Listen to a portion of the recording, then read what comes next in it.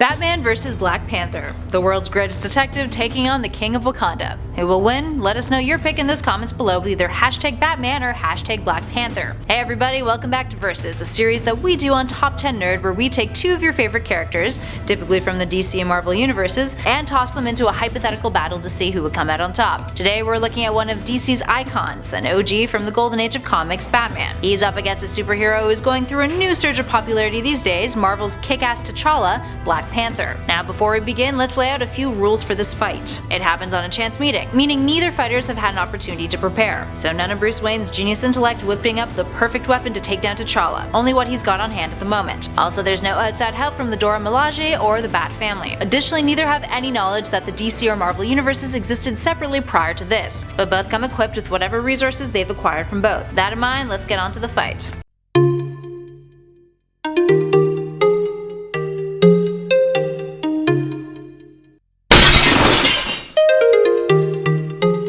Let's start off with origins, beginning with Batman. Back in 1939, the editors National Comics Publications, who would later become DC Comics, were seeking out more heroes in order to bank further on the success they had had with Superman and Action Comics. Bob Kane and Bill Finger then created the Batman. They drew inspirations from pulp heroes like Dick Tracy, Sherlock Holmes, Doc Savage, Zorro, and the Shadow, making the character a master sleuth. Batman's popularity kicked off after his first story, The Case of the Chemical Syndicate in Detective Comics issue 27. Back in those days, he had little remorse and often killed, but as we all know, that would soon change. The character has gone through many a transformation over the years, and these days the Dark Knight stands for something very different than his Man of Steel counterpart, yet both remain the most popular superheroes to date. Moving on to Black Panther. While T'Challa doesn't have the same extensive history as Batman, the character has become a rallying point for black representation in the superhero genre. Regardless of how you've analyzed his recent cinematic adaptation, the Black Panther film was a major step forward in introducing proper representation to a genre that can often be pretty lacking in that department. All of the hype is definitely well earned though. Black Panther first appeared in a 1966 issue of Fantastic Four, specifically number 52. He made a number of appearances alongside other Marvel superheroes before getting his own solo series. As the story goes, T'Challa earned the Black Panther mantle after his father was murdered by Ulysses Klaue in the comics, and after eventually succeeding in the trials, he donned the mantle like his father and his ancestors before him. Moving on to abilities. Let's start off with Black Panther. He's a skilled hunter, strategist, politician,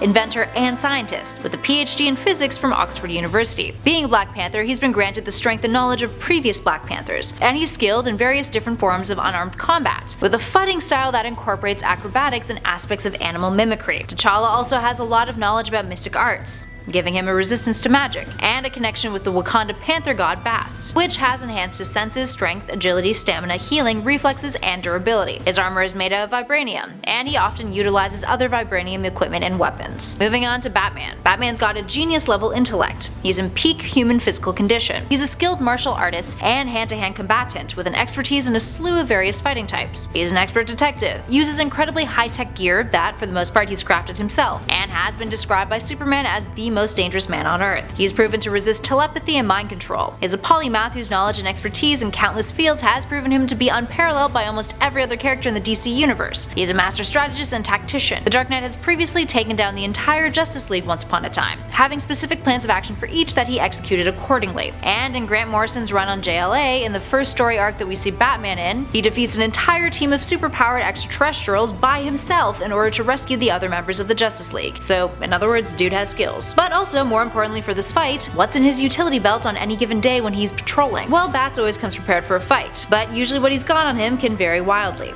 Usually it's a combination of batarangs, regular and sometimes computerized ones, a grapple gun, smoke capsules, tear gas pellets, the occasional bomb or explosive, and electromagnetic tools. He's also got constant access and communication with the Batcomputer, either through his own suit, often linking up to his cowl, or the Batmobile. And that's an endless resource when it comes to analyzing a foe in a fight, and aids immensely in his detective work. Alright, on to the fight. Now, all of Batman's initial hits would be pretty useless against Black Panther's vibranium armor. Batman, seeing this, would need to devise a new strategy ASAP. This is where the Batcomputer comes in. Through a combination of his own determining and whatever data he has access to, he would have to sort out a way to either cut through vibranium or trap T'Challa to remove his suit. He's likely to take the latter approach since vibranium is a big old question mark for Batman, being a substance that he's never encountered before. Meanwhile, T'Challa's brand of fighting has been known to be utterly vicious and unpredictable, which will no doubt throw Bruce for a giant curveball. One wrong move by Batman and Black Panther could seriously, and potentially fatally, injure him. But on the other hand, one wrong move on T'Challa's part and Batman may have have lured him into a trap. So what does all that mean for our verdict? Well, it's a tie.